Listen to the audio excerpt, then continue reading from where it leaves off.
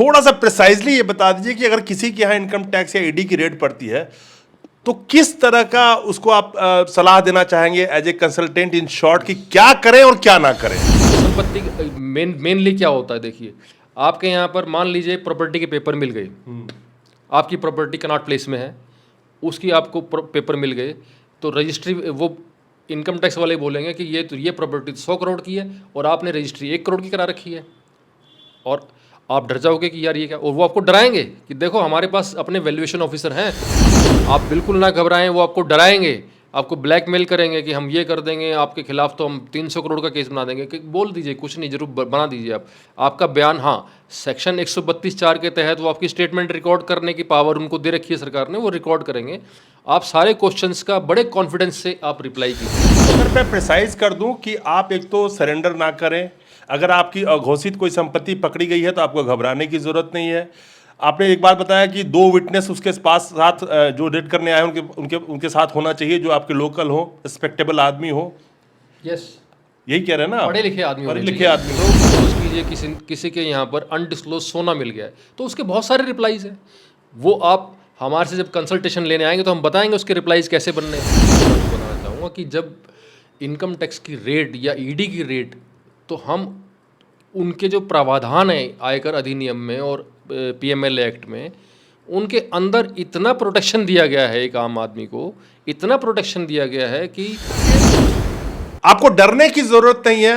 अगर जैसा आरोप लग रहा है कि ईडी, इनकम टैक्स, खास करके टैक्स इवेजन के मामले में, प्रॉपर्टी के मामले में, फिस्कल उसके मामले में, तो आपको दोस्तों नमस्कार, ईडी और इनकम टैक्स 2014 के बाद से अच्छी खासा चर्चा में आपने नाम सुना होगा, और जिस तरह से और जिस मात्रा में रेड डाला जा रहा है इनकी इनकम टैक्स और ईडी के द्वारा, वो भी आपने देखा होगा, और जिस तादाद में इनकम टैक्स और ईडी का रेट बढ़ा है इस 2014 के बाद में, वो भी आपने देखा होगा।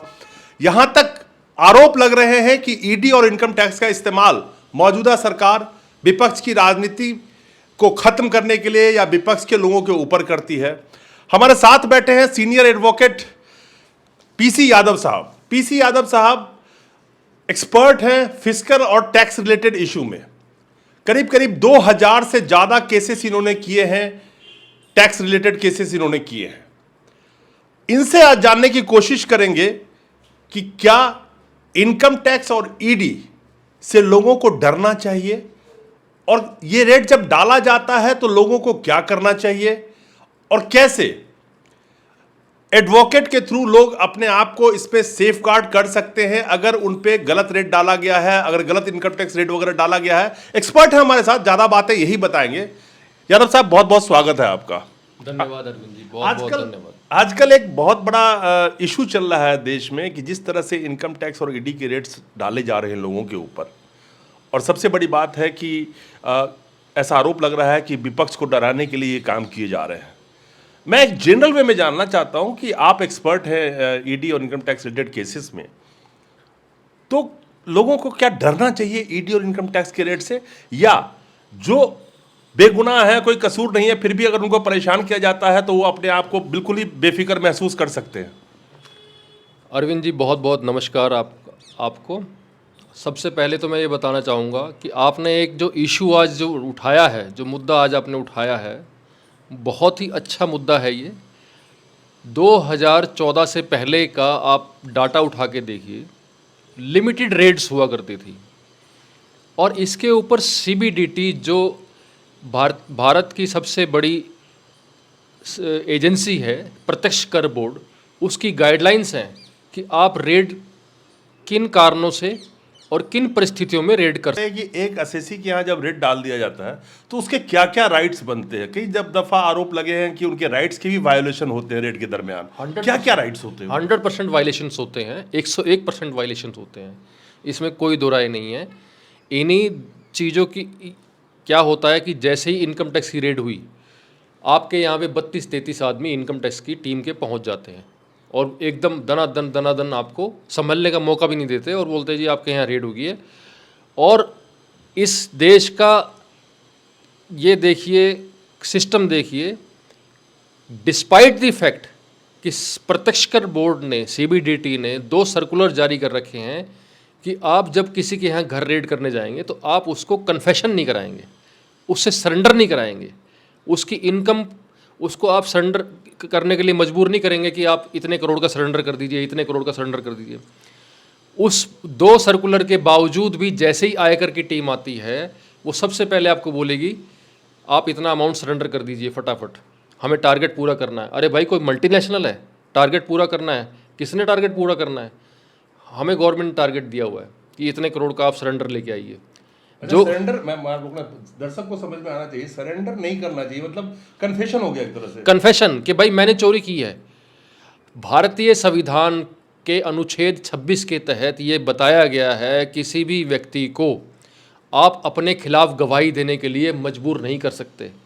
लेकिन इनकम टैक्स डिपार्टमेंट और ईडी के लोग जब आपके घर आते हैं तो वो आपसे बोलते हैं जी आप सरेंडर कीजिए, वो आपको डराते हैं नहीं तो हम आपको जेल भेज देंगे, जबकि इनकम टैक्स डिपार्टमेंट के पास अरेस्ट की पावर ही नहीं है।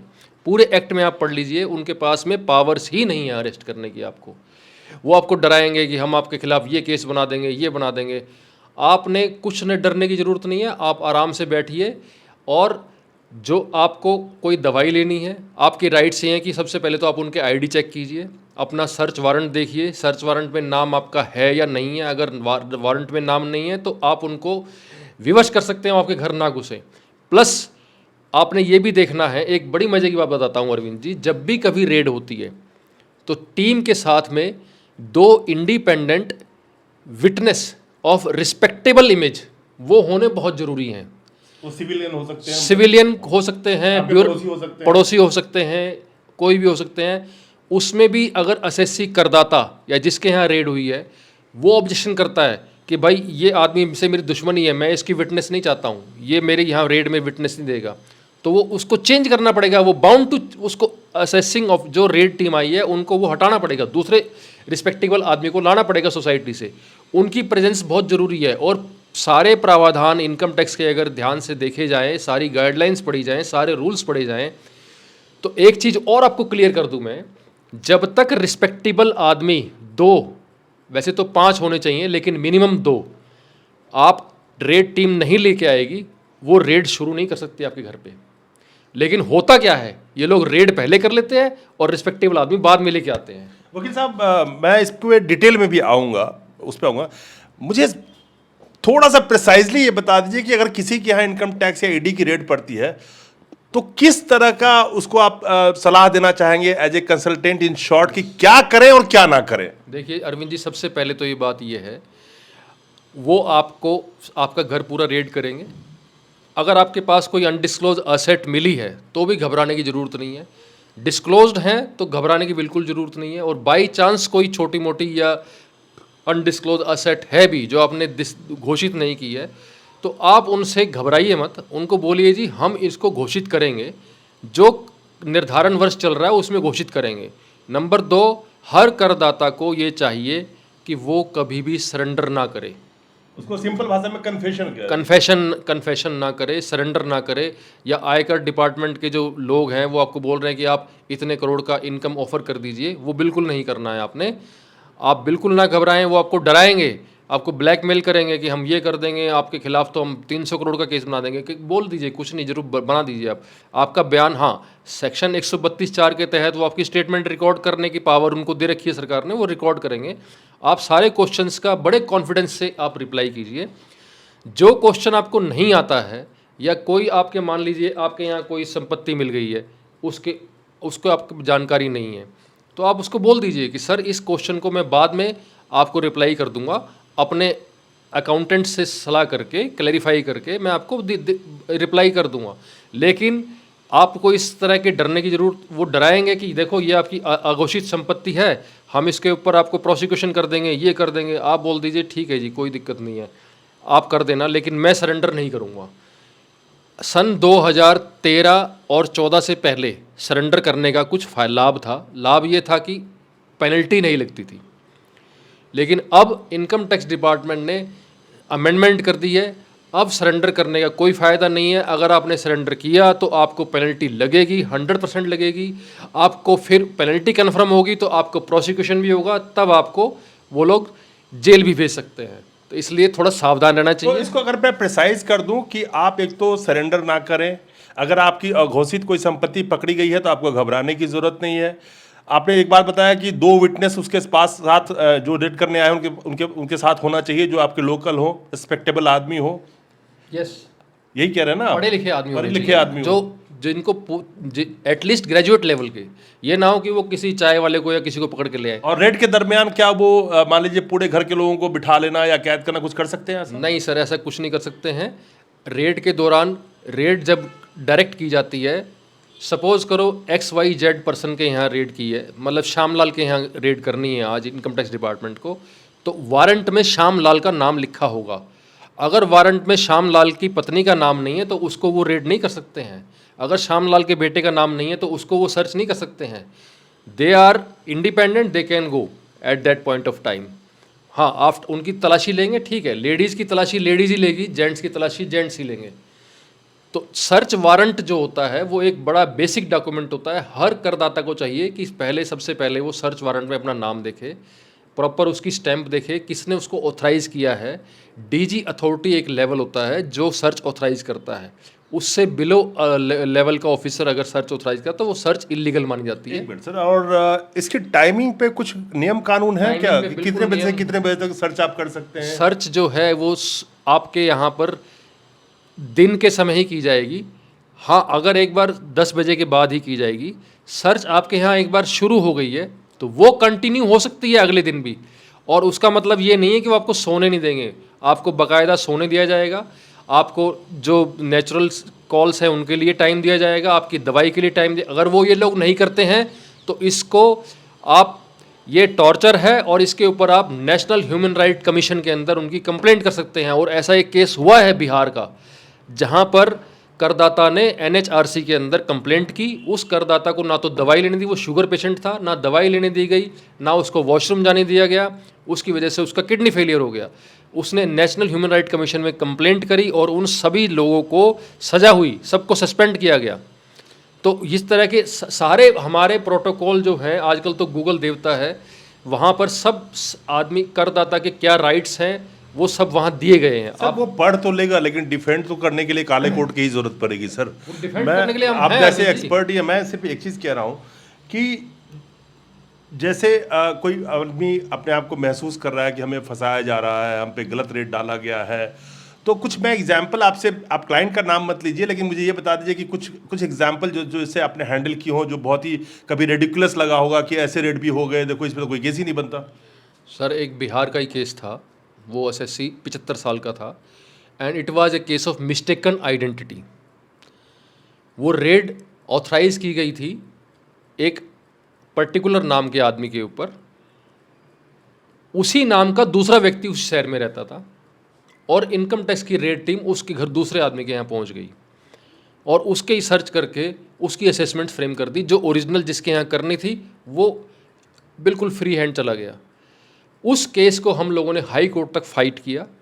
हाई कोर्ट में जाकर के डिपार्टमेंट ने ये माना कि ये मिस्टेकन आइडेंटिटी हुई थी और उस आदमी को हर्जाना देना पड़ा उनको। अच्छा, ये तो चलो मिस्टेकन आइडेंटिटी होगी, जहाँ पे रेड किया गया हो और अनडिस्क्लोज निकले हो संपत्ति, और लेकिन उसने बाद में प्रूव कर दिया हो कि नहीं ये अनडिस्क्लोज तो था लेकिन हम इसको। मोस्टली क्या होता है, जनरली क्या होता है, देखिए, जब से डिमोनेटाइजेशन हुआ है 2016 के बाद से, तो लोगों ने कैश बहुत कम रख रहे हैं घर के अंदर, कैश नहीं होते हैं, कैश इन काइंड होता है।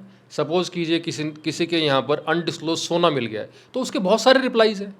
वो आप हमारे से जब कंसल्टेशन लेने आएंगे तो हम बताएंगे उसके रिप्लाइज कैसे बनने हैं।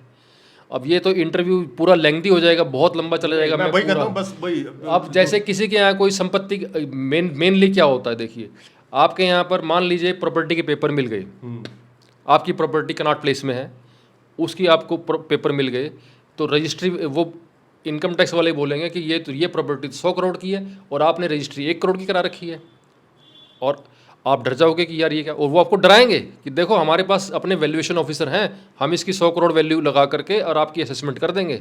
हम लोग तो एज ए लेमैन देखते हैं, कई बार रेड करते हैं, कहते हैं कि ये संपत्ति तो ये आपने बहू के नाम से ली है, ये भी इसमें ये आपका पैसा है, ये आपने बेटे के नाम से ली है, ये आपने चचा के नाम से, ताऊ के नाम से, इस तरह के भी तो केस बनते हैं। हाँ, वो बनाते हैं, यही बोलते हैं कि ये देखिए, ये आपकी आपकी वाइफ के नाम से, वाइफ का नाम आपने यूज़ किया है बट एक्चुअली में पैसा आपका लगा हुआ है।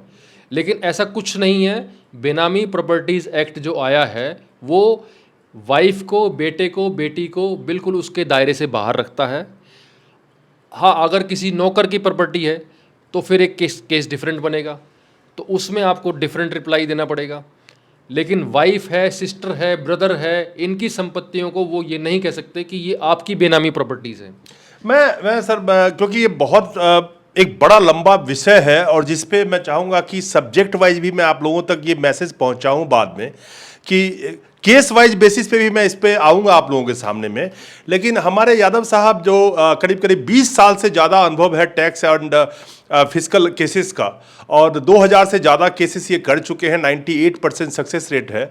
अगर कहीं भी आपको लगता है कि आपको ज़रूरत है कि एक्सपर्ट की जो आपको प्रोटेक्ट कर सके आपके हरासमेंट के खिलाफ पे, और जो आपको हरास किया जा रहा है, चाहे वो इनकम टैक्स हो चाहे ईडी हो, तो आप मिस्टर यादव से आप संपर्क कर सकते हैं और वाइडली नॉलेजेबल हैं, बात कर सकते हैं अगर आपको चाहिए तो, अगर आपको ज़रूरत पड़े तो। इनका नंबर मैं नीचे चला रहा हूं, तो जिनको भी ज़रूरत हो कंसल्टेंसी की वो यादव साहब से कांटेक्ट कर सकते हैं। और बड़ी वाइडली मुझे लगा कि बड़ा वाइड एक्सपीरियंस है इनका टैक्स और फिजिकल के मामलों में।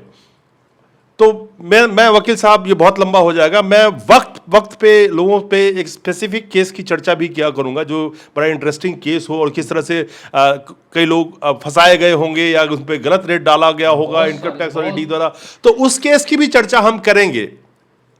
हर एक एपिसोड में उस स्पेसिफिक केस की भी बातें करेंगे। तो कुल मिला के आपको डरने की जरूरत नहीं है। अगर जैसा आरोप लग रहा है कि ईडी, इनकम टैक्स, खास करके टैक्स इवेजन के मामले में, प्रॉपर्टी के मामले में, फिजिकल उसके मामले में, तो आपको एक एक्सपर्ट की अगर ज़रूरत पड़े और लगता है कि आपको आप डिफेंड करना चाहते हैं उस चीज़ को, तो आप कांटेक्ट कर सकते हैं यादव साहब को। उनका नंबर नीचे है, इनसे कंसल्टेंसी आप ले सकते हैं, क्योंकि वाइडली एक्सपीरियंस चीज़ें इन्होंने मुझे बताई है, और जिसके बेस पे मैंने सोचा कि ये बातें जनता तक पहुँचना चाहिए। हम तो इनके पास चाय पीने आए थे आज, तो इनसे बातें हुई तो मुझे लगा कि लोगों तक पहुँचना चाहिए। वकील साहब बहुत, हाँ जी, एक बात मैं आपको बताना चाहूँगा कि जब इनकम टैक्स की रेट या ईडी की रेट, तो हम उनके जो प्रावधान है आयकर अधिनियम में और पीएमएल एक्ट में, उनके अंदर इतना प्रोटेक्शन दिया गया है, एक आम आदमी को इतना प्रोटेक्शन दिया गया है कि उसके सहारे से वो आम आदमी ना सिर्फ बच जाएगा, बल्कि अगर उसके साथ कोई अन्याय हुआ है तो माननीय उच्च न्यायालय और सुप्रीम कोर्ट, उच्चतम न्यायालय उसको एप्रोप्रिएट कंपनसेशन भी देगा अगर उसके साथ कोई नाइंसाफ़ी हुई है तो। ये मेरा वादा है। यानी कि एक्सपर्ट अगर हैं आपके साथ में और आपको डिफेंड कर सकते हैं, तो कॉम्पनसेशन के साथ में आपको वो प्रोटेक्ट कर सकते हैं। खैर, इनकम टैक्स ईडी पे बहुत सारी बातें मैं इनसे करूंगा आगे भी, क्योंकि मुझे लगता है कि बड़ा इंटरेस्टिंग चैप्टर मैंने एक चुना है इनसे बात करने का। और जितना वाइडली एक्सपीरियंस हमारे यादव साहब हैं, और जो कि जैसे जैसे केस इन्होंने मुझे बताया है, अगर अगले एपिसोड में बताऊंगा आप लोगों को, तो आप लोग चौंक जाएंगे कि ऐसे ऐसे रेट भी डाले जाते हैं। वो इंटरेस्टिंग फैक्ट है, अगले में बताऊंगा। नमस्कार।